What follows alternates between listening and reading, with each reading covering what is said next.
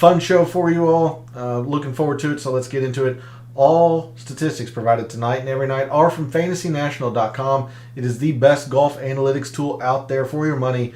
There are a lot of great golf analytic tools out there. There's no doubt about that. I simply believe Fantasy National is the best.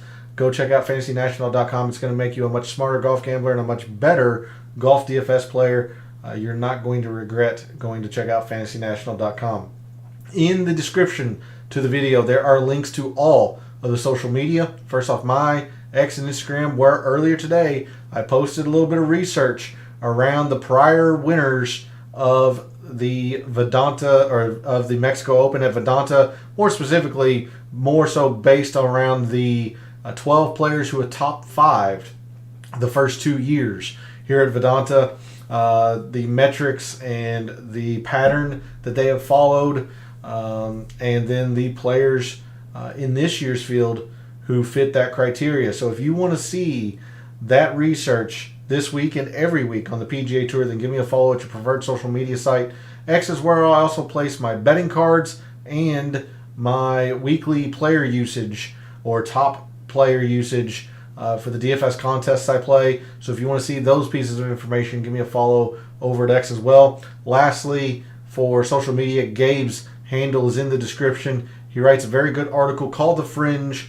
It's a great way to start your week of preparation, and then he continues to provide his own version of course history, recent form, in his own way. And while I am on the topic, I'm going to give Gabe a very proper shout out. If you did not see my post last night over on social media, a very big shout out to Gabe for having 2 lineups in the micro birdie this past week at the Genesis. 2 inside the top 20 and 1 inside the top 10. So a fantastic week for Gabe over on DFS. So again, I don't recommend Gabe just to recommend him. It's a very, very good read, his article every week. When you get 2 analytic minds together, you're generally going to come up with some pretty good results, and Gabe really, really crushed it this past week at the Genesis. So sincerely, go follow him over on social media and subscribe to that article. It's going to give you a big leg up on your competition, and to subscribe to that article is free to do. Now, there is no chat this week. He let me know that earlier this week, or earlier today, I should say. So no chat this week over in his Substack chat, but normally if you are a subscriber to his article, you're going to be able to join us in his Substack chat every Wednesday as we continue the DFS talk after calls, but no chat this week. But I wanted to give a proper shout out to Gabe. He jumped into chat at the very end of the show last night. Was not able to give him a proper shout out since he sent me a message over on X right before the show started. So again, a huge congratulations to Gabe. If you see him or follow him already on social media, send him a congratulations. It was a big week for him. And then lastly, we are live. Chat is open. I want to hear from you all. If you all had success at the Genesis, let me know. I would love to be able to shout out more members of the community that had success. I know Jeff was in chat last night, had a little bit of success. Darnell, I don't think had as much success as he generally does. He had a little bit too much Justin Thomas. I think a lot of people fell victim to that.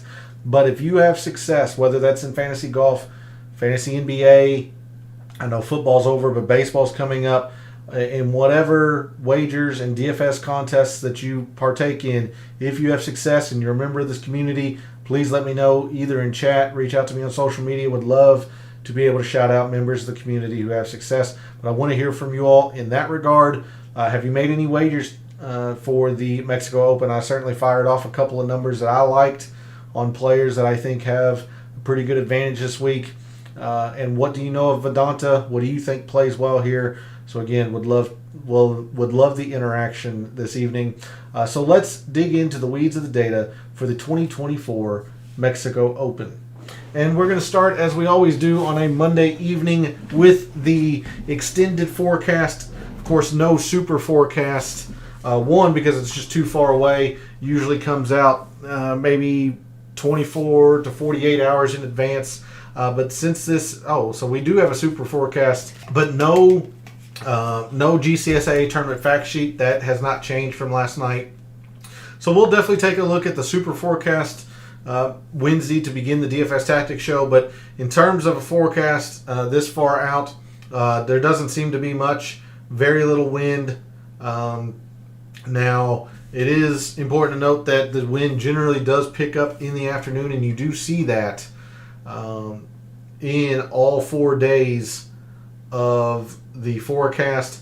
However, it's picking up to still very, very slight increases. I wouldn't be surprised if we saw gusts into the 10 to 15 mile an hour range, but at least this far out from the tournament, whatever we are, 60 hours, maybe even closer to 72 hours away from the tournament, we're not going to be looking at anything in terms of wind for this evening with that filter. There does not appear to be too much wind in the forecast. So instead, we're going to go ahead and just jump straight to Fantasy National, do a couple of quick reviews here from last night, and then dive in to these prior leaderboards for the Mexico Open. One of the first and most common filters that we're going to use this week is this long course filter, this over 7,400 yards, and that's why I'm going back 2 years, because there isn't a whole lot of data. You see, even Tony Finau doesn't have 36 rounds. He only has 34. But we're going to do what we can in terms of this long course filter. So on long courses, those that are defined as over 7,400 yards, and Vedanta certainly qualifies that. I know I gave the yardage last night at 7,550 or so. It's much closer to the 7,500 range, but it's going to play every bit of that 7,500 yardage, because there's very, very little elevation change at this course. It is just long and flat, much like Torrey Pines. Not as difficult as Torrey, but certainly along those kind of similar layout and structure. Very flat, very long. So in the past 2 years, your top performers on long courses, those defined as over 7,400 yards: Sam Stevens, Nate Lashley, Nikolai Højgaard, Michael Kim, Kevin Chappell, Nico Echeverria, Tony Finau, Harry Hall, Jimmy Walker, and Jake Knapp. Again, skipping Will Zalatoris, he has withdrawn. There have been no more field changes that I have seen, so feel free to jump in chat and correct me if you have seen other field changes. The only 2 field changes I've seen so far, as they were last night, Will Gordon and Will Zalatoris. But there's a look at your top performers, total performers, when courses are long. And I think the only other thing that we're going to do in terms of looking at strokes gained total and a review from last night, let's just go ahead and click on this Paspalum filter. We're not going to do anything with putting on Paspalum, because the only rounds of data that we get putting for on Paspalum is here at Vedanta the past 2 years. You see, even the Worldwide Technology, which was moved from Mayakoba or El Camaleon to El Cardinal at Diamante, we don't even get the putting statistics there from this past FedEx Fall. Puerto Rico, Corrales, we never get those individual statistics. The strokes gained off the tee approach, we just get strokes gained total. So because of that, we're just going to be looking at strokes gained total on Paspalum courses. But I still think it fits pretty well, because these Caribbean events are all played on Paspalum. And the courses that we are looking at in terms of this subset of data: Cocoa Beach, the host of the Puerto Rico Open; Corrales, of course, the host of the Corrales Punta Cana; El Cardinal at Diamante, where the WWT was this past FedEx Fall; and Vedanta. These 4 courses make up the kind of comparison course set that I'm going to be looking at a lot this week. They're all played in the Caribbean. They all have paspalum greens. They're all long, and with the exception of El Cardinal and the WWT this past FedEx Fall, they all play to about average. They're not birdie fests. Now, the worldwide technology certainly was. You had Van Rooyen at 27, Kuchar at 25. You see every single round played easy. But all of these other courses, Puerto Rico or Cocoa Beach and the host of the Puerto Rico, Corrales, and even here at the Mexico Open, it's not a birdie fest. They play to about average, certainly on the easier end of average, but average in terms of difficulty. Now, the one omission that you might be thinking of these Caribbean-style courses is the old host of the Mayakoba, El Camaleon. I do not like that as a comparison course because not only does it typically play easy, very easy, it's also short. It also measures right at 7,000 yards, so that would squarely fall into the short course filter. So that's why I don't like using Mayakoba as a comparison course per se. Now, if you were able to find some putting statistics from Mayakoba, they are paspalum green, so you could maybe apply that. But as a whole, I don't like using Mayakoba or El Camaleon as a comparison course. So on paspalum courses, so the four courses that I've mentioned, the host of the Puerto Rico, Cocoa Beach, Corrales, El Cardinal, and Vedanta. On those four courses in the past 2 years, your top performers at those courses have been Tony Finau, Brandon Wu, we'll zoom in a little bit here for you, Nate Lashley, Sam Stevens, Carson Young, Harry Hall, Cameron Champ, Michael Kim, Alex Smalley, Kevin Chappell, and Vincent Norman. Of course, Brandon Wu has played the Mexico Open immaculately, a second and a third. Finau, a second and a first. Sam Stevens has played very, very well on the comparison courses. I believe a top 5 at the Corrales, or maybe it was Puerto Rico. He top 5'd one of these, and I think top 20 the other. He's played very well on these Caribbean style, or in these Caribbean style events. Harry Hall played very well at the Corrales. Cameron Champ has torn up Vedanta, Chappell, Norman. Also notice that these guys can move it. These guys move it pretty decent off the tee. Of course, Tony Finau, Cameron Champ's always going to be at or near the top of the distance leaderboards. Harry Hall, fairly long as well. Smalley, maybe not so much, but certainly very accurate and a very good ball striker, as you see, 7th off the tee, 14th in approach.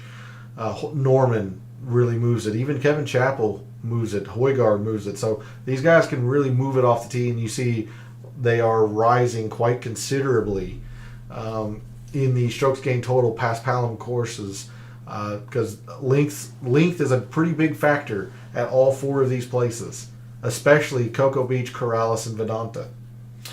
All right, so with that, that's going to take care of the kind of review from last night. Moving into tonight, let's go ahead and just jump straight into the prior leaderboard, shall we? Get a feel for what's been playing well at Vedanta and what hasn't. I'm going to have to zoom out a little bit so we can see the putting.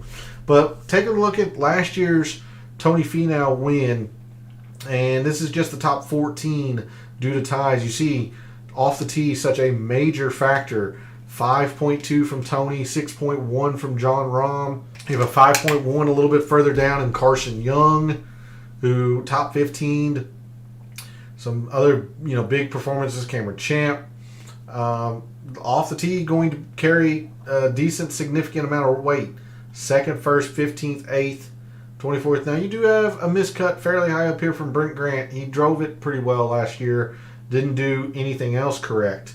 But you got quite a bit of correlation here behind this miscut and a pretty poor performance from Raul Pareda. Iron play, just huge amounts of correlation. So even though off the tee is going to have some extra significant weight, we saw a little bit of that last night in Microsoft Excel, and we'll expand on that a little bit this evening. We're not going to ignore the approach either. Fifth, couple top 20s, fourth, middling to perhaps clunker depending on your definition from Gary Woodland. Top 25, a fifth, a first. Pretty big stuff here in terms of the approach.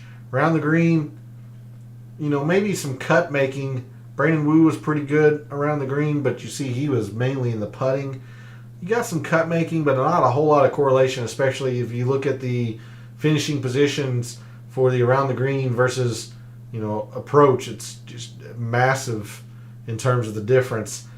Putting, again, not so much. Not sure there's going to be much that we're going to do with putting. I'm still kind of torn on whether I want to put 5% on Paspalum, which essentially would be a player's historical putting at Vedanta. I don't know how I feel about that, so I'm kind of torn between putting and just putting strokes gained total Paspalum in the final mixed condition model. But you see, putting was a fairly decently big deal last year. Do you think these kinds of tournaments are harder without bigger names? Actually, no. I really enjoy these tournaments in terms of DFS.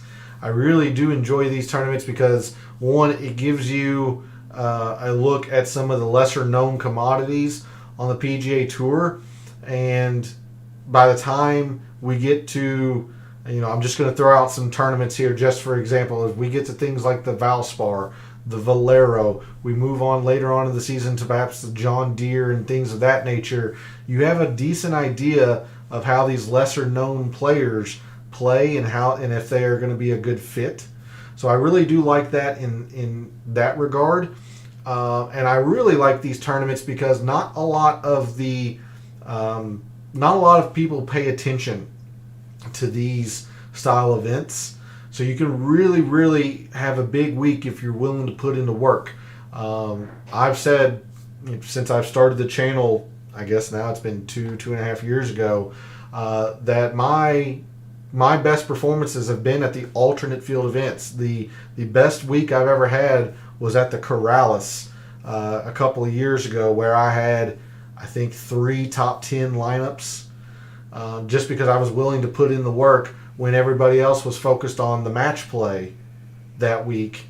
It's the match play is a much bigger tournament, yes, but by being willing to put in the work on the alternate field event that week and that year, I had a huge day or a huge week around the Corral. So I really do like these style of tournaments for this week, and then moving forward, it gives you a leg up on a majority of people in the DFS community. Can't say all, because there are maniacs like me who look at everything and whatnot, masochists, if you will, but it really does give you a big leg up if you're willing to put in the work. Now, in terms of outright wagers, it's really tough. Players like Patrick Rogers opened at 35. Tony Finau was 6.5. He might even be lower than that now, 6.5 to 1. Højgaard was your second choice in the betting market at 16 to 1. So again, outrights are tough in these in these kind of tournaments, but there's a lot of value to be had. Again, willing to put in the work. Not to overlook the putting for Vedanta. Still going to be kind of torn on that, on what I'm going to do if we look at 2022. So hopefully that answered your question there, Jeff. Famous last words, coming off the massive week of the Genesis, very, very well could have a letdown this week, but I really do like these tournaments from an analyst's perspective. We look at 2022, John Rahm's win. And again, looking at the top 14 just due to ties, only one player negative and off the tee, only one player negative in putting. Around the green was a much less of a factor than it was last year. Some big numbers in off the tee. Cameron Champ, 5.9. Rahm, your winner, was second in off the tee. Some middling performances from CH3, Doug Gim, but a lot of correlation here. The approach, very elite at the top, falls off a little bit. You have a pretty poor finish from Lee Hodges here, who just didn't putt well, but his irons were fantastic. Tringali, middling, and saying you'll know, missed the cut. Doesn't look like he kept it anywhere near the course, but yet his irons were good. But a decent amount of correlation in the approach from 2 years ago. And of course, if you're performing well, you're going to be making some putts. But we're going to be looking at a lot of ball striking, just a ton of ball striking this week. And we've seen that through these past couple of leaderboards. So in the past, let's bring this in here to the last 12 months and 36 rounds. Make sure I don't have any other filters applied for now. Your top off the tee players in the past 36 rounds or 12 months has been MJ Duffy, your number one off the tee player, Tyler Duncan, Keith Mitchell, Johnny Vegas, Doug Gim, Cameron Champ, Stephen Yeager, Vincent Norman, Garrick Higo, and Alejandro Tosti. Oh, and Eric Van Rooyen. So those 11 have been the top of the off the tee. You'll notice that Doug Gim no longer is top 10 in both of the ball striking categories like he was last night. That means that the Genesis has been loaded in from this past week. But something else that we could kind of look at. Let's take a look at off the tee on long courses when driver is in your hand, meaning everybody is taking driver. We'll have to expand this just a little bit.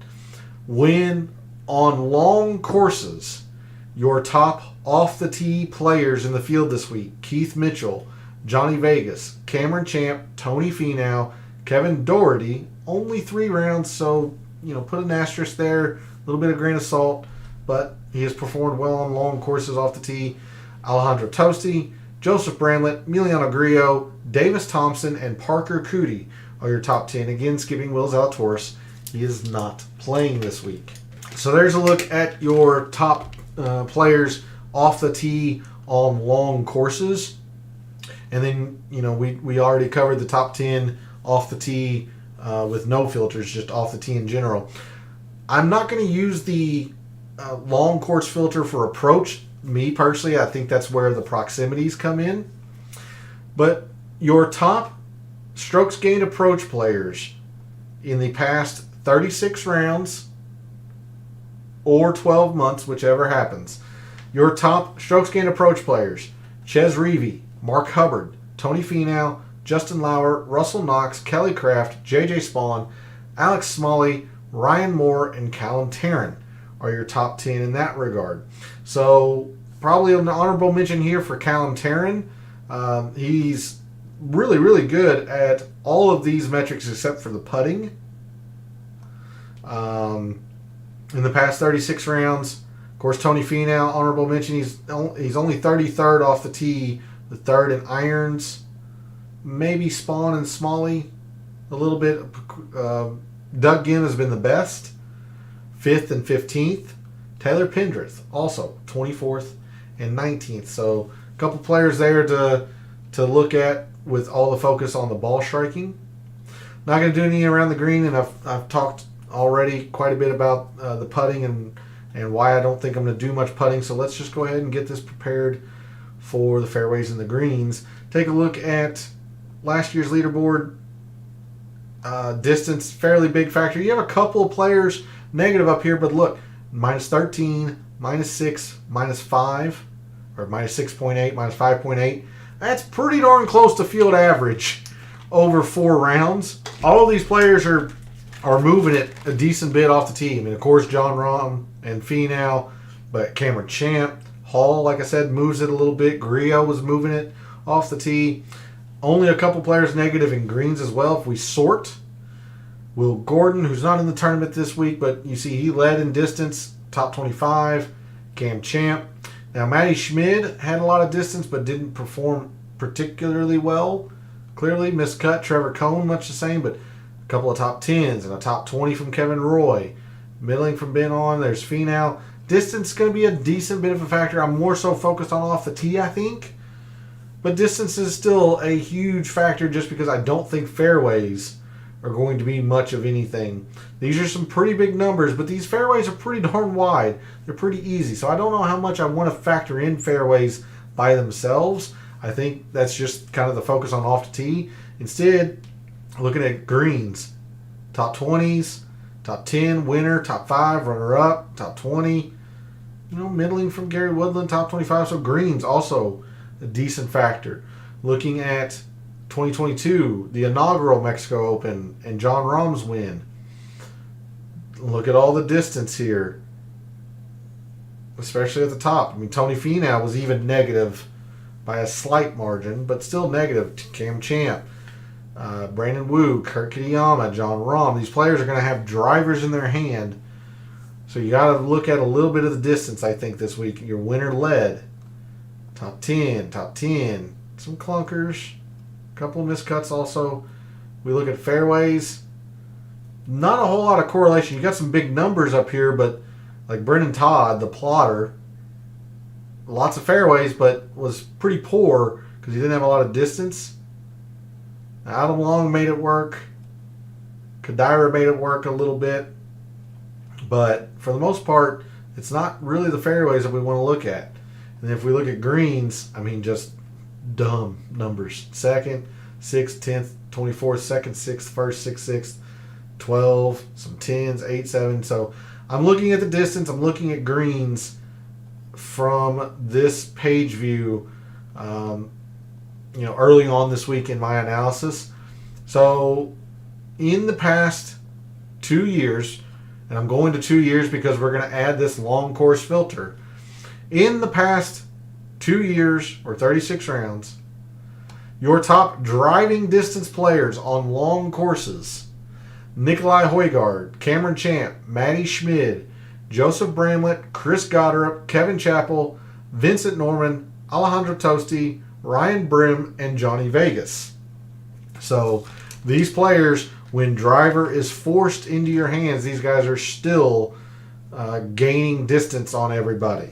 And some of these players are actually not too terrible in terms of the fairways, and that's why they're so off the tee centric. You think of somebody like Matty Schmid, pretty good driver of the golf ball in general. Johnny Vegas, a very much off the tee based player. Have you ever done a video breaking down how you get your player pool finalists? I have not. I don't know if that is something that people are interested in. I can, if that's, no one's really ever asked that, Jeff, to be honest with you. Generally speaking, I just kind of like running through the stats, and I try to give the power to you based on what I'm seeing and what I think is going to be the most prevalent that week in terms of metrics and the players that you might want to look at. But no, I've not really done a video specifically on how I break or narrow down my player pool. So if there's enough interest in it, I'd absolutely do it. It's just something that I've never really thought about. I just didn't know if there would be interest in that, to be honest. So there's a look at the driving distance players and the top driving distance players on long courses. I can tell you verbatim that this metric and filter combination, greens gained on long courses, will be in the mixed condition model. I don't know what percentage yet, but we're definitely going to be taking this metric and filter combination into Wednesday. So your top greens gained players on long courses in the past couple of years: Henrik Norlander, Alex Smalley, Tony Finau, Nate Lashley, Joseph Bramlett, Nikolai Højgaard, Josh Teeter, Jake Knapp, JJ Spawn, and Johnny Vegas. Players like Josh Teeter, Jake Knapp, they have fewer rounds than most of these other players, so maybe put a little star or asterisk next to them since it's a small sample size. They have performed well in those situations. But players like Tony Finau and Smalley, who's had quite a bit of success here at Vedanta. Nate Lashley, we're going to talk about quite a bit once we get to Microsoft Excel, because I did gather some past Palom or some comparison course data. We'll talk about Nate Lashley quite a bit. Bramlett, Højgaard. So there's your top players with greens on long courses. Been going quite a while already. Still got a lot to cover, so I'm going to go try to speed this up a little bit because I do have quite a bit in Microsoft Excel I'd like to cover. So last night we saw that bogey avoidance looked to be the more prominent scoring metric to look at rather than birdies gained. Now, like I say every week, majority of the time the higher numbers are going to be in the birdies gained. I'm kind of looking for consistency here, and right as I was saying it, not a single player in the top 14 last year was negative in bogey avoidance. Now, granted, there was only one negative in birdies gained as well. Again, the bigger numbers will be in the birdies gained. First, second, 15th, third, 8th.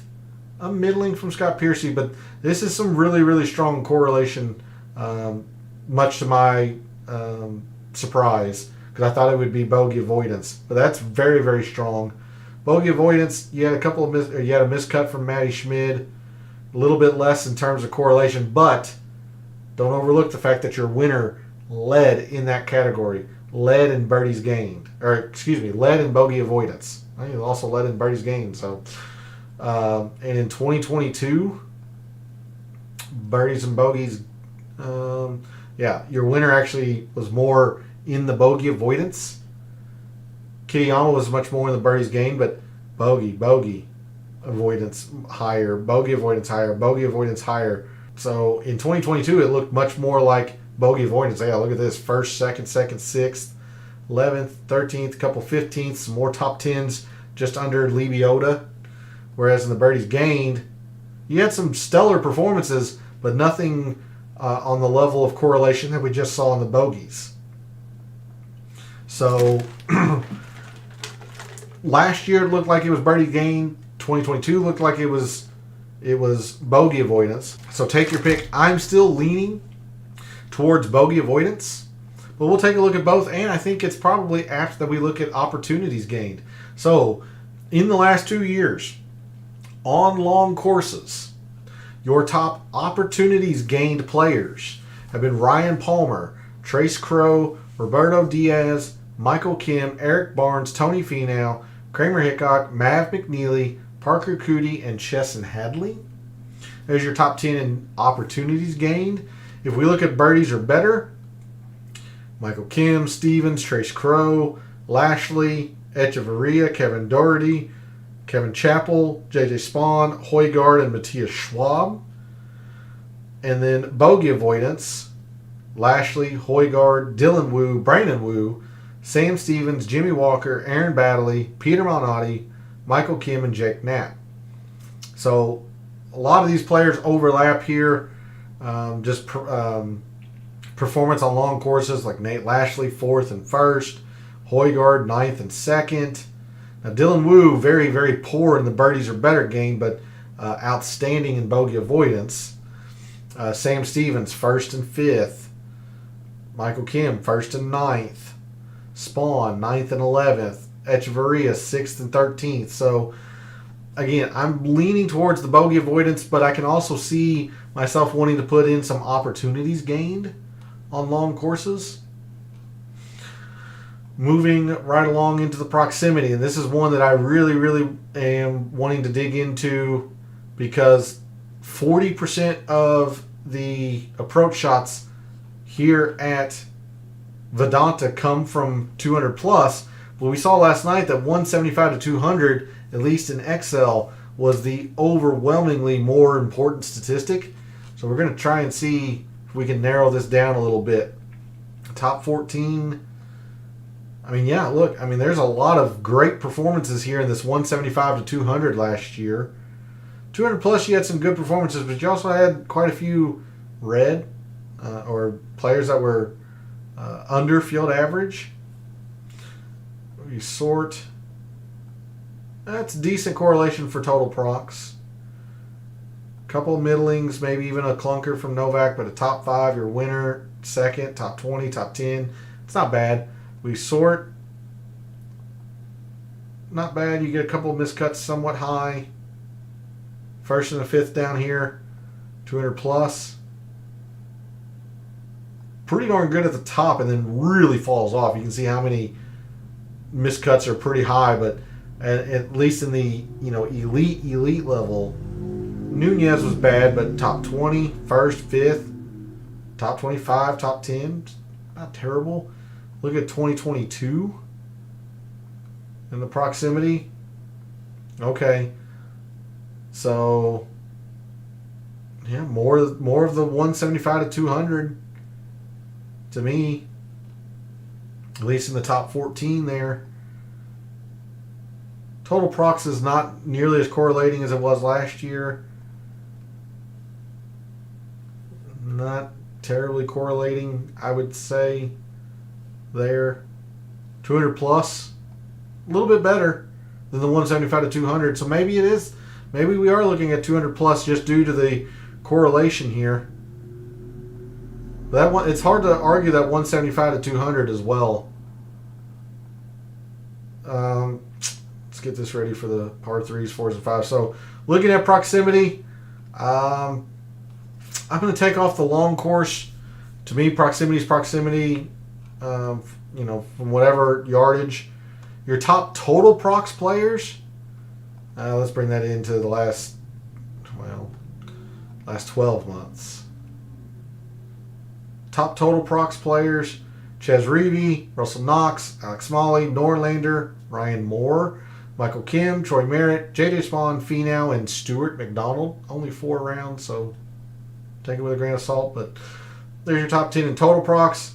Looking at 200 plus, Carson Young, Harrison Endicott, J.J. Spawn, Cam Champ, Charlie Hoffman, Tony Finau, Bobby Mack, Ryan Palmer, MJ Duffy, and Ben Taylor. And then, to me, I'm still thinking about the 175 to 2. So there's your top 10 in 175 to 200. Really, across here, Ches Reavie's pretty good at all. Number 1 in total prox. Number 3 from 175 to 200. And still top 40 in 200 plus. Charlie Hoffman, huge numbers here. 14th total. 9th and 5th. J.J. Spawn, 9th total, 11th and 3rd. Carson Young, 12th and 1st. Sammy Valimaki. Fewer rounds, but very, very talented young Finnish player. 18th and 23rd, probably worth a honorable mention. Even Cam Champ, 24th and 4th, worth an honorable mention. So that's how I see the proximity. I'll be interested to see what I did last year in my mixed condition model, which we'll cover here after a little bit. Let's quickly go through the par 3s, 4s, and 5s, and then move to Microsoft Excel. Par 3s, look, they've been pretty darn important. There are 5 of them at this course. 5 par 3s. So you can see all but one player was pretty darn good at the par 3s. And I mean, you got some big numbers in here. 7, 5.1, 5.1. Big numbers in here, and some pretty darn big correlation as well. Now, JB Holmes played the par 3s well and missed the cut, so I'm guessing there's something around that, but a lot of this is pretty darn correlating for these par 3s. If there's a range, I think it's this 175 to 200, but I don't think I want to put a lot of stock into that, because if we go to that course breakdown just very quickly, it's pretty well balanced between the ranges. Pretty well balanced. So we're just going to be looking at total par 3s unless something in Microsoft Excel forces us to change. But even in 2022, par 3s, a decently big factor.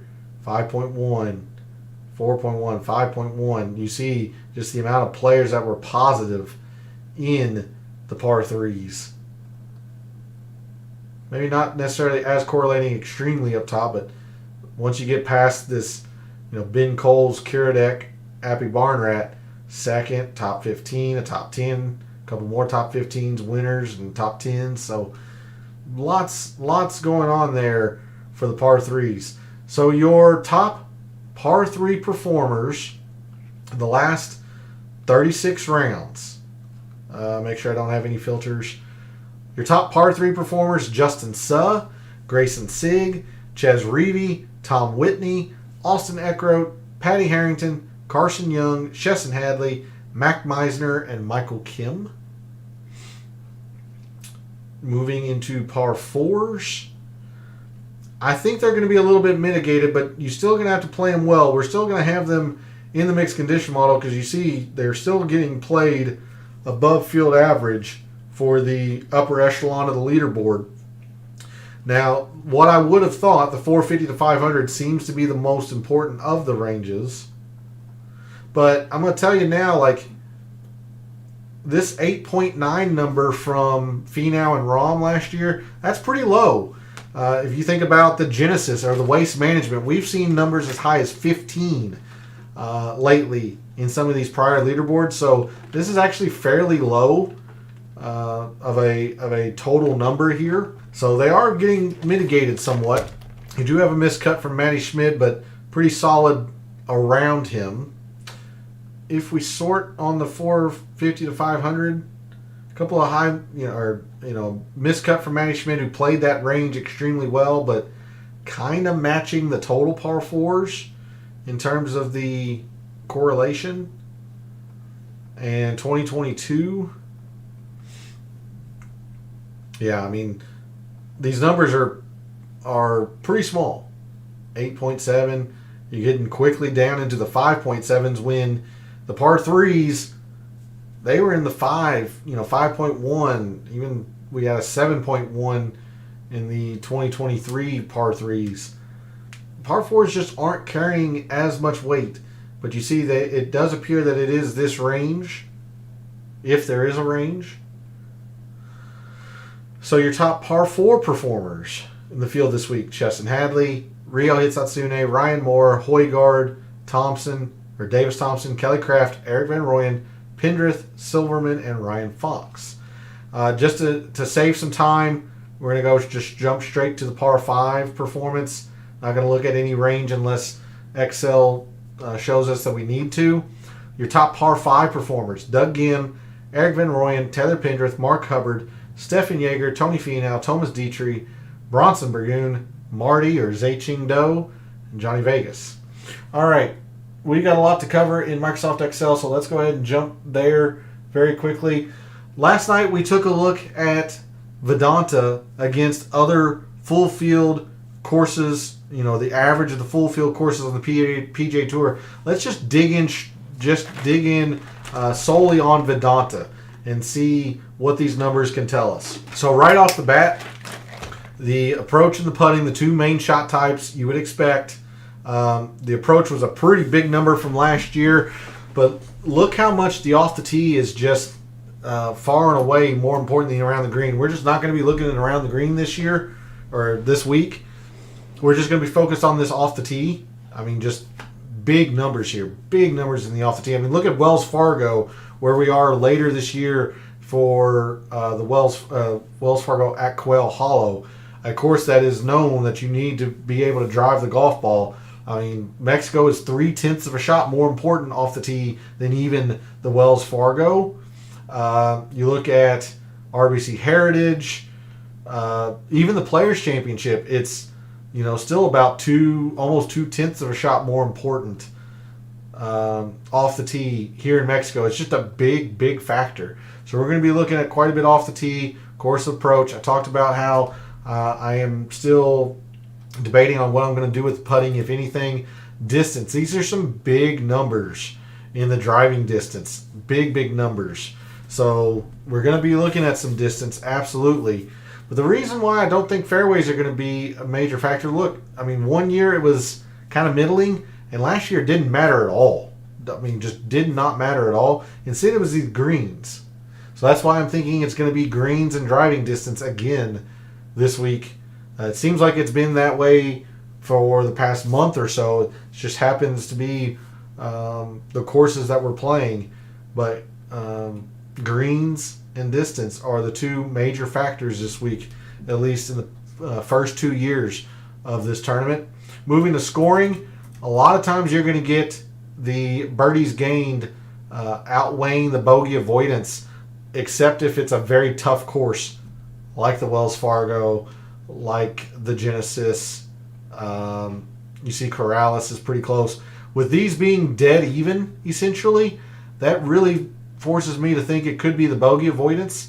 Now, the birdies gained was a big thing last year. It wasn't really too much of a deal in 2022. So I would much rather focus on the consistent statistic. You see how consistent the bogey avoidance has been the first 2 years. I'd rather focus on the consistent metric.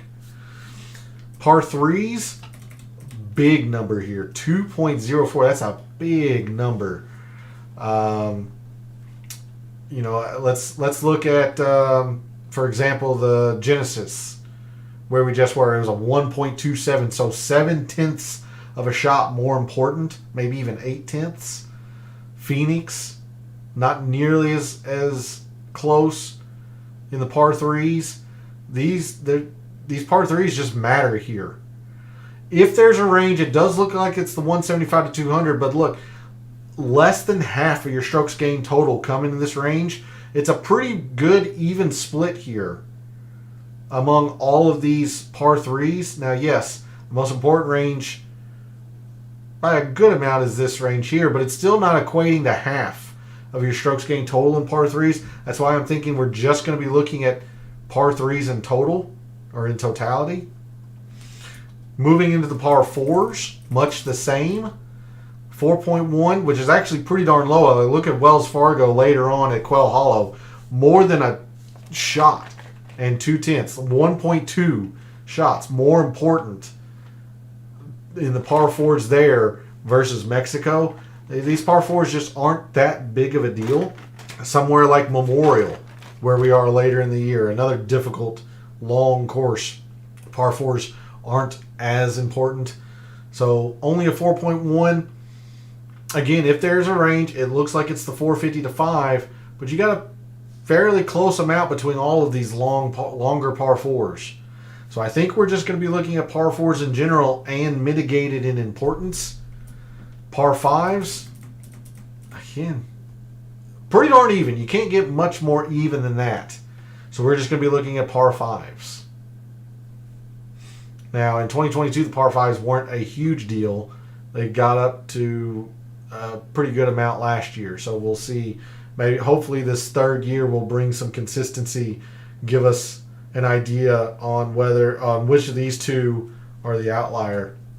But there's a look at Vedanta in some deep dive statistics. Doesn't look like we're going to be looking at any particular range of par 5. Sorry, off your screen. But pretty darn even across all the ranges here. Par 4s, you could probably make a small argument to look at the 450 to 5 by themselves, but still, they are less than half of your total in par 4s. Not sure I want to focus on this range. If I do, it's 5%, but we're looking at total par 4s more than likely. And then par 3s, much the same, less than half are in this most important range. You could maybe make an argument to look at or splitting out 5% here, but I think I more so just like the fact of looking at all the par 3s.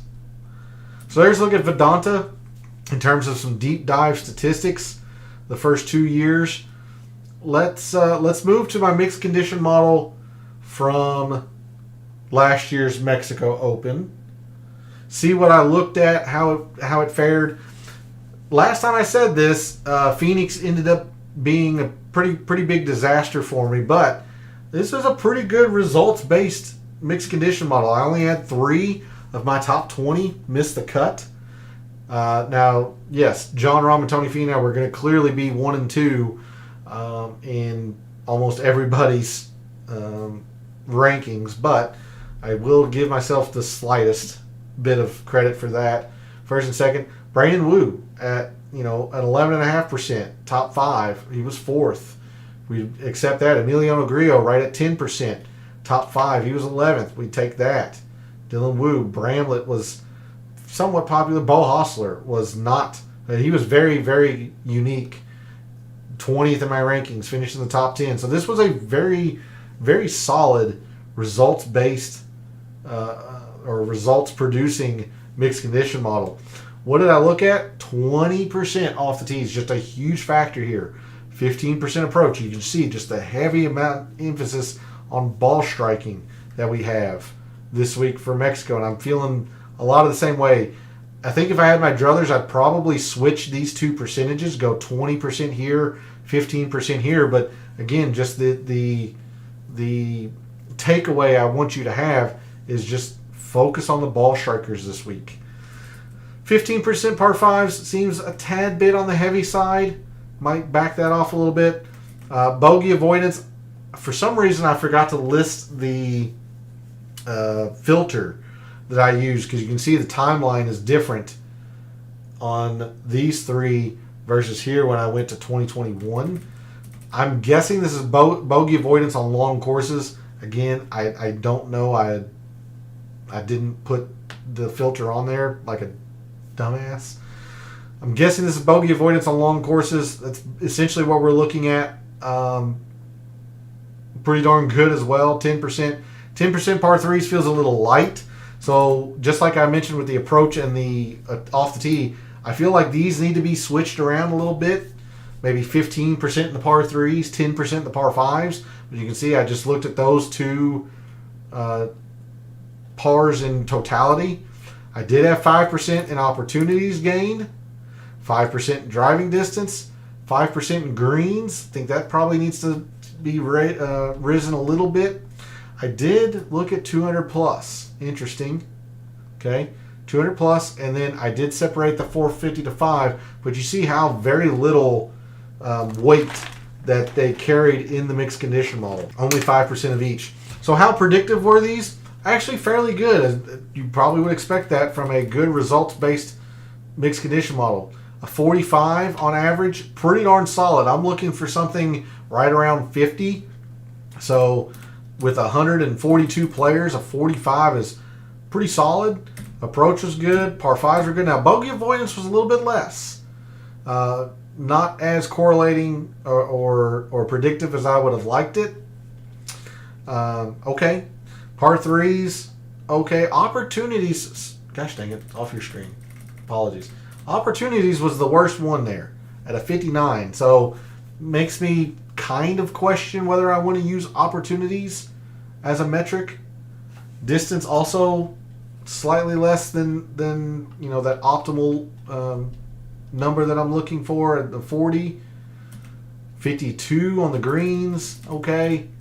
But the key takeaway, other than this astronomically low number here on the specific range of par 4s, just look how predictive the ball striking was across these other metrics that we used.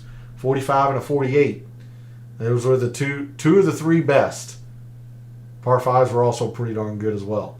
So that's a look at the mixed condition model that I made last year. Looks like we're going to be doing a whole lot of the same. Of course, moving some percentages around. I will make sure to have the filter that I use this time like a moron. But we're looking at a lot of the same type of metrics, which is comforting, especially since this produced a pretty darn good results-based model. So let me save that. The second to last thing I want to show, now that we've gotten a feel for the metrics that we feel are going to be important here, let's just take a look at who's performed well at those metrics. And again, it's going to be a pretty small sample size. It's only been 2 years of data, but that's all we have to go on. Your best off the tee players at Vedanta: Cameron Champ, Carson Young, Patrick Rogers, of course, Tony Finau, Brandon Wu. I need to remove Will Gordon. I thought I did that. My apologies. Brandon Wu, S.H. Kim, top 25. Lonto Griffin, middling in terms of success, but has been very good with the ball striking. Average finish of 40th in both years. Bramlett missed the cut 1 year and then performed very well. So there's your top off the tee players in the past, or here at Vedanta. I'm going to say the past 2 years. That's not what I mean, because it's only been 2 years. Your best iron players: Tony Finau. There's David Lipsky, kind of known what he's known for. You can see everything else is pretty bad to middling. Novak, there's Jaeger. Jaeger's been good also around the green for what it's worth. Needs to putt better here though, but been very good with the irons. EVR, there's Griot, average finish inside the top 20. He's also putt well here. Toasty, or Toasty, however you say it, because I butcher it, I'm sure. Piercy, Sig, Wallace, been good with the irons, not good with anything else, but good with the irons. Mark Hubbard, Lonto Griffin again. I will show you the putting since I haven't done much with the putting tonight, but I don't know what all I'm going to do with the putting, if anything, in the final mixed condition model. But in the 2 years here at Vedanta, Davis Riley, it's only 1 year. Brandon Wu's putt very, very well here. Even can't look at Cameron Champ. That's why I'll just say it, foreshadowing it. He's going to be on the betting card. It's very rare that you get a tournament where Cameron Champ putts field average, let alone puts up Denny McCarthy type numbers. And he's put Denny McCarthy type putting numbers here at Vedanta. He loves these greens. Of course, with his prowess off the tee, he's been a force here. So really like Cameron Champ, foreshadowing. Patrick Rogers has also been very good here. Harry Hall, only one time. Griot, Lashley. There's Ches Reeves, played well here. Average finished right outside the top 30. There's Adam Long. Adam Long's been very good here. It's another name to think about. Average finish of 17th. And he's been good at everything. Trainer, Scott Piercy. Moving to, I'm going to skip the distance. We kind of know, who the biggest hitters are. Let's go to greens. The players who have gained the most greens here at Vedanta. Finau, Champ, David Lipsky, Jaeger, Lonto Griffin, Emiliano Grillo, Reeve, Hubbard, Brandon Wu, Adam Long again. So greens are going to be decent sized portion of the mixed condition model, I think, considering the level of success that these players who have played both years have and where they are on the greens performance. Going to skip the scoring. Want to go to par 3s, 4s, and 5s because I do want to show you the Paspalum data that I gathered earlier today. So your top par 3 performers, Griot leading the way, Novak, Finau, and Champ again. Molinari played well here as 1 year. There's Brandon Wu again, Vincent Norman, EVR, Nate Lashley. Talk about him here in a moment. Nate Lashley, Adam Long again, Smotherman, Jaeger. So good performances in par 3s. Par 4s, Finau, Carson Young. Now, Matty Schmidt's played him well, but look at how poor Matty Schmidt's been at the par 5s. That's been his story. He's been good at the par 4s. Carson Young, Brandon Wu, Patrick Rogers, Ches. There's Smalley, a little bit less in terms of success. Same with, same with Aaron Rye. A little bit less in terms of success. Champ right here at the bottom of your screen. Sig, Griot, Smotherman. Moving to par 5s.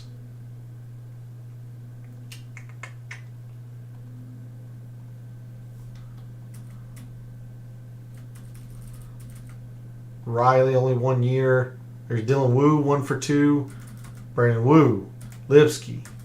Finau's played them well, of course. Champ, Bramlett, Hubbard, Piercy. Jaeger, a little bit further down here. Doug Gim, not too much in terms of success, but he's been okay with the par 5s.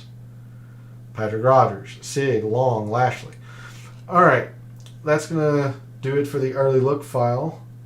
Last thing I want to show you all. I have not put this out on social media yet. I was planning on doing that tomorrow. I want to show you the performance of players in the field this week at these comparison courses that I've been talking about. Cocoa Beach, at Corrales, places like that. So let me pull that file up very quickly. I thought I had it up. course I don't. What we have here, the players that are in the field this week, this is their performance at Mexico or at Vedanta in the past 2 years. And then their performance at these comparison courses, these other Caribbean long Paspalum courses, Puerto Rico, Corrales, and the 1 year that the WWT or Worldwide Technologies was at El Diamante this past FedEx Fall. Now, this is sorted based on their performance at these 3 courses. So I want you to keep that in mind. It is sorted based on their performance at the comparison courses. And this is the same mathematical formula that I use when I give you the course value on Wednesday nights in my DFS Tactics show. When I give you my player rankings, I attribute a player, or I give a player a course value based on how well they've played that course. Well, I've done that for each of these 3 courses, and then did a little bit of math around it, and then sorted. So we can see somebody like Nate Lashley, the #1 player on these Paspalum Caribbean style events, and it looks like it's lining up because he's played very well at Vedanta as well. See, Puerto Rico 3 times he's averaged a 6th place finish. A little bit less in terms of success at Corrales, but still 2 for 3. And then he finished in the top 10 at El Diamante. Chad Ramey's a little bit of an outlier here. He was terrible at Vedanta his one time. I think it was last year. It might have been 2022. He was terrible there. But he won Corrales. He finished top 5 at Puerto Rico. So there's something there. Maybe it was just a bad week. But he's been very good at the alternate or the comparison courses. Gim and Vegas and Sam Stevens. You see Scott Piercy's been very good. Harry Hall, Vincent Whaley. So these are the players that I would give some extra weight to when you're starting to make your lineups. I just went to KH Lee. I mean, honestly, you could go down really as far down as you kind of want. But I would give these players a little bit of an extra consideration because they've played the majority, and in Nate Lashley's case, all of these comparison courses very, very well to Vedanta. And then you can also see like Harry Hall has played well his one time at Mexico. Vincent Whaley, not so much. Trainer's been okay. Bramlett's been okay. Norman was good his one time. So there's a look at the players who have played the best. And it's important to note that all of these comparison course metrics have been gathered in the past 5 years. That's all I go back. 5 years. Cameron Champ, it's a good question. He's been very, very good here at Mexico, but he's not necessarily been the best at these alternate or these comparison courses. So here's the bottom of the list. Now don't worry about seeing Tony Finau here. He has not played. Tony Finau's not played these comparison courses because they're generally alternate field events, or in the case of the FedEx Fall, Tony Finau didn't need to play. He was already in the top 30. So don't get too alarmed here. All of these players here have not played the comparison courses. So all of these players here are basically in the middle, essentially. They just haven't played them. Now, Cameron Champ, very, very good question there. He has been very good at Mexico, very good at Vedanta. He's only, Harry Hall. I do like Harry Hall this week, absolutely. Cameron Champ has not played Puerto Rico. In fact, let me freeze this pane for you very quickly. Cameron Champ, you see, has not played Puerto Rico. He's not played Corrales. He was middling at the Worldwide Technologies. So that's what's hurting his score, is that he's just had one tournament, and it was kind of middling. But he's been very, very good here at Mexico. So Champ is absolutely somebody I keyed in on early this week, as in like yesterday and Saturday. I keyed in on Cameron Champ and then absolutely fired off his number this morning. Let's see. Like, for example, the player that's supposedly been the worst at these comparison courses, like look at Ben Taylor here. 0 for 2 at Puerto Rico, terrible finishes. He did make the cut at the Corrales to a 54th place finish, not great. He was awful at the Worldwide Technologies, but yet the one time he's played Vedanta, he was really good. Again, this isn't an exact science. This isn't a straight rankings per se on Paspalum. I'm just trying to give you an idea of the players who have played these other Caribbean Paspalum courses well. Hopefully it gives you an idea. Somebody in the fact of like David Skins, you can probably feel fairly confident. He's been pretty bad at 2 of the 3. It wasn't very good at Mexico. Probably somebody who doesn't like this style of event. Same with Carl Yuan, 0 for 2 at Puerto Rico. Really, really bad last year at El Cardinal. Middling at Mexico. Somebody that probably doesn't like this style of event. Whereas somebody like Nate Lashley, who you probably wouldn't think about normally, at least I wouldn't think about normally, he's been very, very good at these Caribbean events.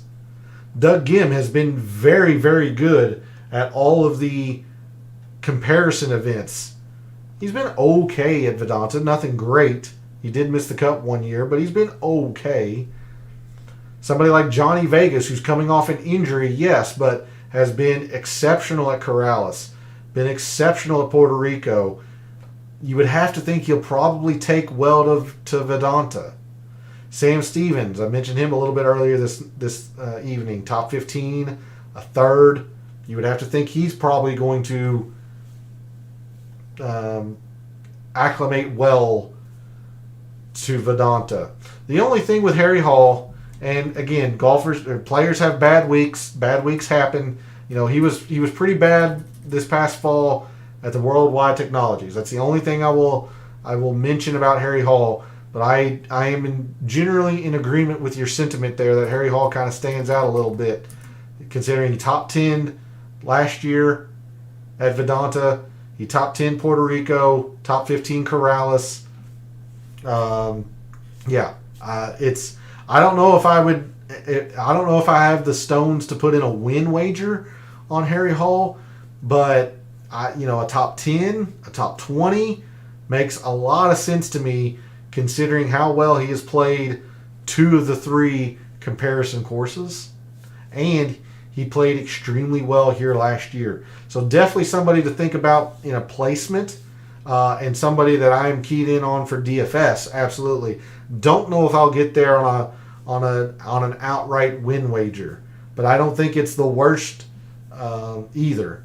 I do like that line of thinking, Jeff, on Harry Hall for sure. Somebody again like Joseph Bramlett, 3 for 3 at Puerto Rico, played his one time at Corrales pretty well. He's been okay, actually decent at Mexico. So again, this isn't supposed to be a straight, absolutely play these guys or wager these guys and absolutely ignore these guys. That's not what this is. I'm just trying to give you an idea on the players who have played these Caribbean events well, considering majority of the time, like Puerto Rico and Corrales, they're alternate field events. So there's bigger tournaments going on. Puerto Rico is the same week as the Arnold Palmer. Corrales is the same week as what used to be the match play. So not a lot of people pay attention to these tournaments. So this is hopefully going to give you a decent idea or give you a head start on some research onto some players that have played well at some comparison courses and some similar style courses and tournaments. So I wanted to make sure I left you off with that this evening. I'll try to put something out on social media around this. But I've already put out some research earlier today around players that have top 5'd Vedanta. There have been 12 players that have top 5'd Vedanta just due to ties. So I have some research out on social media regarding some similarities and some patterns that those 12 players have followed, and the players in the field this week who fit that criteria. Thanks to Jeff for jumping in chat. Much appreciated. Appreciate the questions and the interaction. Always enjoy going in depth with this stuff. Granted, I'm a masochist, so I love numbers and stuff. Hopefully it doesn't go too far over people's head. But thanks for jumping in chat, and thanks to everyone else out there who tunes in, watches, listens, supports the channel by liking the videos, commenting, and subscribing. Love what I do. Taking an in-depth look at sports statistics, and at least last week, helping us all win a little bit of money in the process. Sometimes I get it right. A lot of times I get it wrong, but I'll own up to it when I do. Love what I do. Trying to help us all win a little money in the process. Reminder that the DFS Tactics show will be at 10 p.m. Wednesday evening. February is a very busy month for me, especially on Wednesday evenings. The DFS Tactics show for the Mexico Open will be at 10 p.m., not 9 p.m. on Wednesday evening. So thanks again for the support, for all the wagers you've made so far this week for the Mexico Open, for all the wagers you're thinking about making this week for the Mexico Open. And until I see you Wednesday night for the DFS Tactics show, may all your bets be profitable.